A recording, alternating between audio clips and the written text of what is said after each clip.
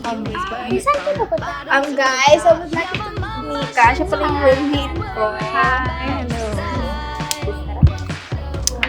Mika, napag-isip ka sa aking mag-road trip. So, medyo nagmamadali na rin ako. Siguro after ng road trip namin, pasalubungan ka na lang namin. Ay, See sure. ya! Thank you. Take care.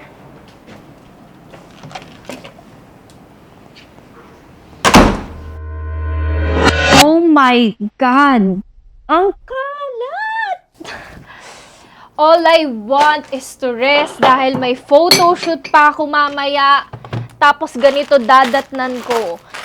Paano ko naman lilinisin lahat ng to? Kakaloka. Oh, yung aircon, sira din. Anong gagawin ko dito?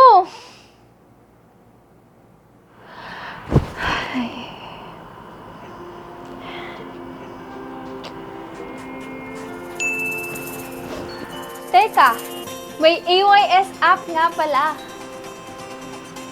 AYS, the first ever service mobile booking app in the Philippines.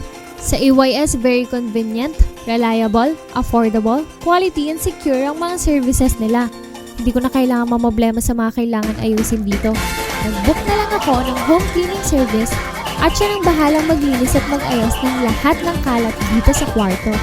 Isinama ko na din syempre ang pag-aayos ng sira naming aircon. O diba? Very convenient and reliable talaga. Gumagana na ulit ang aircon ko. Nakapag-book pa ako ng massage therapist para makapag-relax at ma-feel ang lamig ng bagong repair na aircon. At syempre, malinis na ulit ang kwarto. Hindi lang siya nakatulong sa akin. Nakatulong pa siya sa mga service provider na nabook ko. Salamat sa Apyor Serbisyo.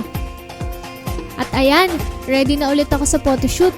Tara, samahan niyo ako mga kaserbisyo.